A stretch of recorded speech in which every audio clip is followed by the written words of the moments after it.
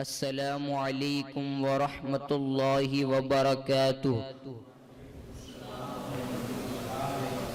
نحمده ونستعینه ونستغفره ونؤمن به ونتوکل علیہ ونعوذ باللہ من شرور انفسنا ومن سیئات اعمالنا من يهده الله فلا مضل له ومن يضلله فلا هادي له ونشهد أن لا إله إلا الله وحده لا شريك له ونشهد أن سيدنا مولانا وحبيبنا وسراجنا وأشرفنا وسيدنا مولانا محمد صلى الله تعالى عليه وآله وسلم، اما بعد، قال اللہ تبارک و تعالی فی القرآن المجید والفرقان الحمید۔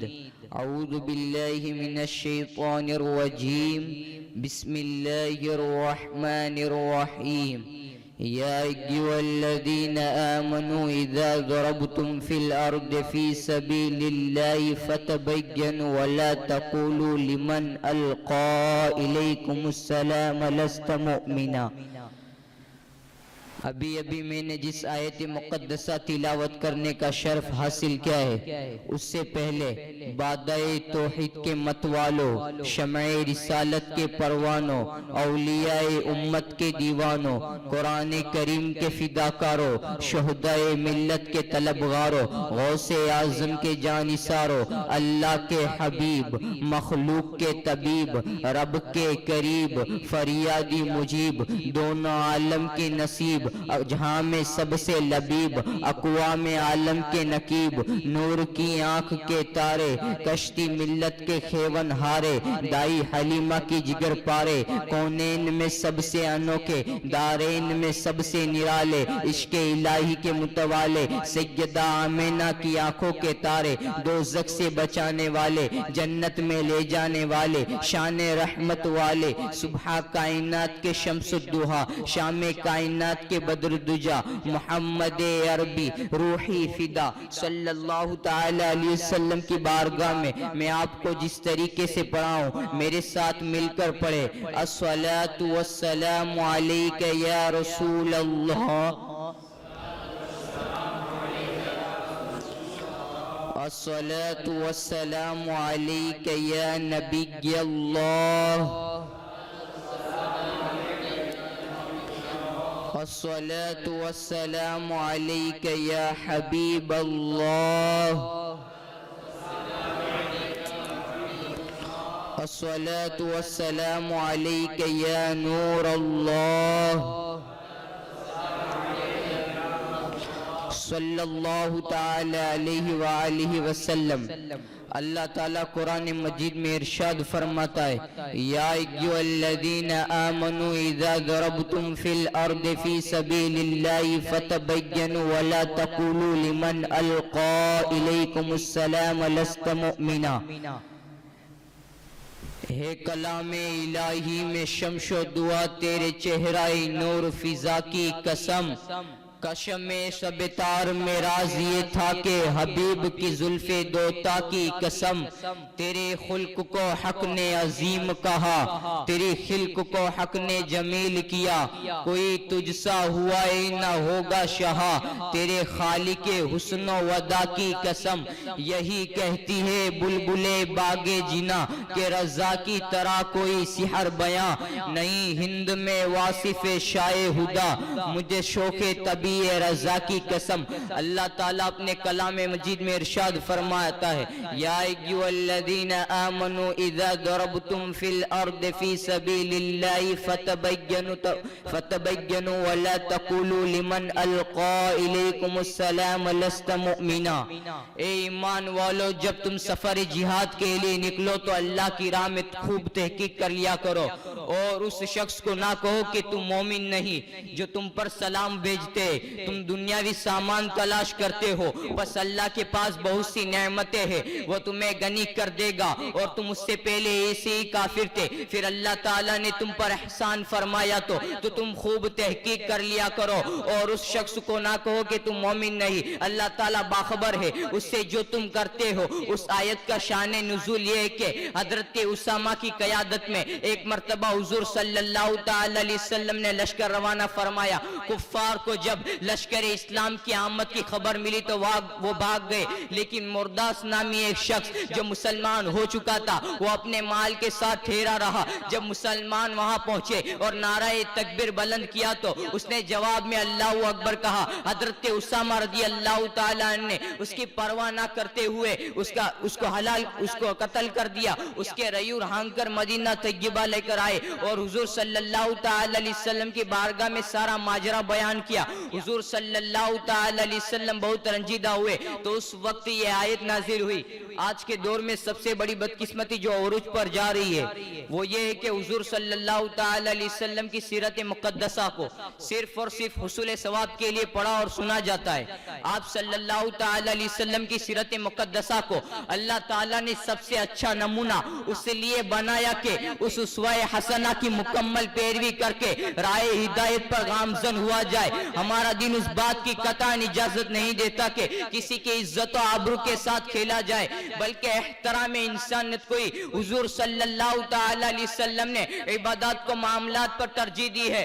عبادت مالی ہو یا بدنی جیسی بھی ہو، ان میں وہ رنگ غالب ہونا چاہیے کہ جس سے ارد گرد کے ماحول میں افراتفری اور بد امنی کی بجائے امن و امان کی فضا بحال ہو۔ اسلام ایسا دین ہے جو عمل مسلسل ہے، جو اپنے ماننے والوں کے دامن اور گریبان جھنجھوڑتا ہے اور عمل کا تقاضا کرتا ہے۔ اس کا مطلب یہ نہیں ایک چیز کو اپنا لیا جائے باقی چیزوں کو ترک کر دیا جائے، نہیں، بلکہ آپ صلی اللہ تعالی علیہ وسلم کی سیرت طیبہ کے تمام گوشے، ان کا تعلق آپ کی حیات طیبہ کے انفرادی پہلو سے ہو یا اجتماعی پہلو سے ہو یا معاشی زندگی سے ہو یا معاشرتی زندگی سے، انسان کے فہم و ادراک اور اس کے تحت الشعور میں یہ بات راسخ ہو جانی چاہیے کہ اگر آپ کی سیرت طیبہ کے کسی گوشے کو مانا اور کسی کا انکار کر دیا تو یہ امر اس بات کی مترادف ہوگا کہ دین کس چیز کا نام ہے۔ دین محمد صلی اللہ تعالی علیہ وسلم کی جوک کے ارد گرد پھیرے لگانے کا نام ہے۔ پھیرے لگانے سے مراد یہ ہے کہ معاملات کیسے بھی ہو، تعلقات کیسے بھی ہو، ضروریات کیسے بھی ہو، عبادات کیسے بھی ہو، اجتماعی ہو یا انفرادی، مذہبی ہو یا سیاسی، اقتصادی ہو یا معاشی، ان تمام تفصیلات و جزئیات میں اور زندگی کے ان تمام شعبوں کے اپنانے کے طریقہ کار میں ہم حضور صلی اللہ تعالی علیہ وسلم کی سنت مطہرہ کے تابع ہے۔ یہی وجہ ہے کہ جب سے انسان نے اس بارگاہ سے منہ موڑ لیا تو در بدر کی ٹھوکریں کھانا اس کا نصیب بن چکا ہے۔ حجۃ الوداع میں اس کو ابن اسحاق نے بیان کیا کہ حضور صلی اللہ تعالی علیہ وسلم نے آخری خطبے میں ارشاد فرمایا، اے لوگوں میری بات غور سے سنو، کیونکہ میں سمجھتا ہوں کہ شاید اس سال کے بعد اس مقام پر پھر کبھی تم سے نہ مل سکوں گا۔ اے لوگوں قیامت تک تمہارے خون اور اموال ایک دوسرے پر حرام ہے، جس طرح تم آج کے دن اور اس مہینے کی حرمت واجب ہے، تم ان قریب اپنے رب سے ملو گے جہاں وہ تمہارے اعمال کے بارے میں پوچھے گا۔ میں نے اللہ کا پیغام تم تک پہنچا دیا ہے، جس کے پاس کسی کی امانت ہو اسے چاہیے کہ اسے صاحب امانت کو واپس کر دے۔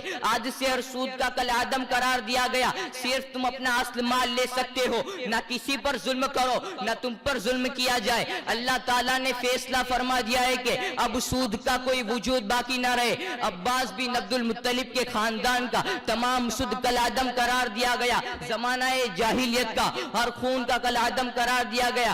عامر بن ربیعہ بن حارث بن عبد المطلب کا خون سب سے پہلے کا کل عدم قرار دیا گیا۔ اے لوگوں اچھی طرح سمجھ لو، میں نے تم میں وہ واضح نعمت چھوڑی کہ اگر تم اسے اچھی طرح مضبوطی سے تھامے رکھو گے تو کبھی گمراہ نہ ہوگے۔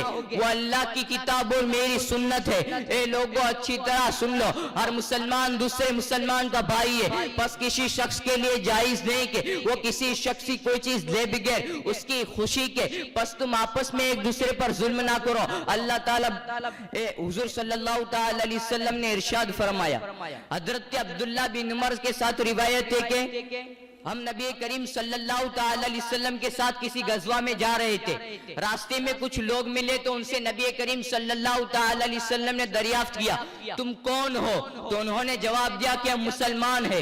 وہی ایک عورت ہانڈی کے نیچے آگ جلا رہی تھی جس کے ساتھ اس کا بچہ بھی تھا، جب آگ کی لپٹیں اٹھتی تو بچے کو دور کر لیتی تھی۔ بعد میں وہ نبی کریم صلی اللہ تعالی علیہ وسلم کی خدمت میں حاضر ہوئی اور کہنے لگی کیا آپ اللہ کے رسول ہیں؟ نبی علیہ السلام نے فرمایا ہاں۔ پھر اس عورت نے کہا ماں تو اپنے بچے کو آگ میں نہیں ڈالتی۔ نبی نے یہ سن کر سر مبارک جھکا لیا اور آپ پر رخت تاری ہو گئی۔ پھر آپ نے سر مبارک اٹھا کر اس عورت سے فرمایا اللہ تعالیٰ اپنے بندوں پر عذاب نہیں فرماتا مگر سرکشی کرنے والوں اور اس کی وحدانیت کا انکار کرنے والوں پر۔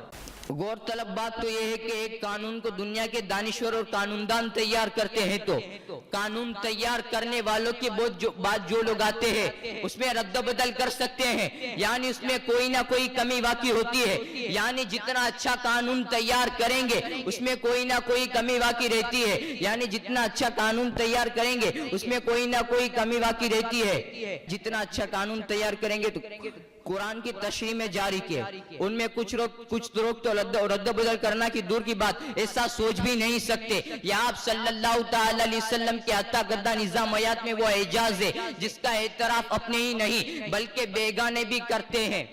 ایک مرتبہ صدیق اکبر رضی اللہ تعالیٰ نے عرض کیا یا رسول اللہ صلی اللہ تعالی علیہ وسلم میری ماں مجھے بہت چاہتی ہے، میری ماں کے دل میں میری بہت زیادہ محبت ہے، میں چاہتا ہوں کہ میری ماں بھی آپ کا کلمہ پڑھ کر مسلمان ہو جائے تاکہ اللہ تعالیٰ آپ کے صدقے میری ماں کو جہنم سے نجات دے دے۔ ابھی صدیق اکبر بارگاہ رسول میں عرض ہی کر رہے تھے کہ کیا دیکھتے ہیں کہ آپ کی والدہ ماجدہ رسول پاک صلی اللہ تعالی علیہ وسلم کا کلمہ پڑھ کر مسلمان ہو چکی ہے، اسی لیے تعالیٰ حضرت فرماتے ہیں اجابت کا صحرا عنایت کا جوڑا دلہن بن کے نکلی دعائے محمد صلی اللہ تعالی علیہ وسلم۔ میرے دوستو حضرت ابوبکر صدیق رضی اللہ تعالیٰ عنہ کی سخاوت کے تعلق سے ایک بڑی پیاری حدیث سناتا ہوں، انشاءاللہ تعالی یہ حدیث سن کر آپ کا دل مچل جائے گا اور صدیق اکبر کی محبت و الفت سے آپ کا سینہ لبریز ہو جائے گا۔ حضرت عمر رضی اللہ تعالیٰ عنہ فرماتے ہیں کہ ہم کو رسول اللہ صلی اللہ تعالی علیہ وسلم نے صدقہ کرنے کا حکم فرمایا۔ اتفاقاً اس وقت میرے پاس مال بہت زیادہ تھا، میں نے سوچا کہ اگر کسی دن ابوبکر سے آگے بڑھ سکا تو آج بڑھ جاؤں گا۔ فرماتے ہیں کہ رسول اللہ صلی اللہ تعالی علیہ وسلم نے ہم کو صدقہ کرنے کا حکم فرمایا۔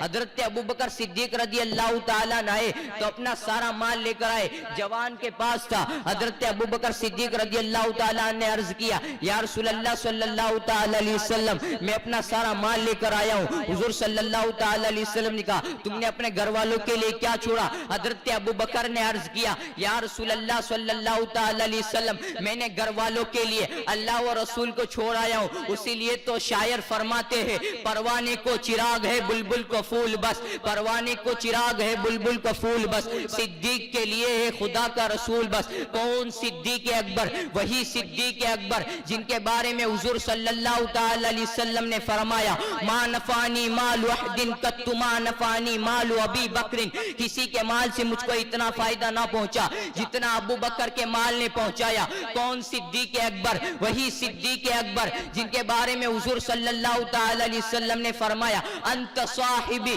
فی الغوار و صاحبی علی الحوض، اے ابو بکر غار ثور میں تم میرے ساتھ رہے، عہد کوثر پر بھی تم میرے ساتھ رہو گے۔ کون صدیق اکبر؟ وہی صدیق اکبر جن کے بارے میں حضور صلی اللہ تعالی علیہ وسلم نے فرمایا اما انک یا ابا بکر اول من يدخل الجنت من امتی، ابو بکر جنت میں تم سب سے پہلے جاؤ گے۔ کون صدیق اکبر؟ وہی صدیق اکبر جن کے بارے میں حضور صلی اللہ تعالی علیہ وسلم نے فرمایا حب ابی بکر و شکرہ واجب علی کل امتی، ابو بکر سے محبت کرنا اور ان کا شکریہ ادا کرنا میری پوری امت پر واجب ہے۔ کون صدیق اکبر؟ وہی صدیق اکبر جن کے بارے میں حضور صلی اللہ تعالی علیہ وسلم نے فرمایا انت عتیق من النار، تم جہنم سے آزاد ہو۔ کون صدیق اکبر، وہی صدیق اکبر جن کے بارے میں حضور صلی اللہ تعالی علیہ وسلم نے فرمایا ابو بکر خیر الناس الی ان یکون نبیا، ابو بکر تمام لوگوں میں بہتر ہے سوا اس کے کہ وہ نبی نہیں، رسول اور انبیاء کے بعد جو افضل ہو عالم سے، رسول اور انبیاء کے بعد جو افضل ہو عالم سے، یہ عالم میں ہے کس کا مرتبہ؟ صدیق اکبر کا۔ السلام علیکم ورحمۃ اللہ وبرکاتہ۔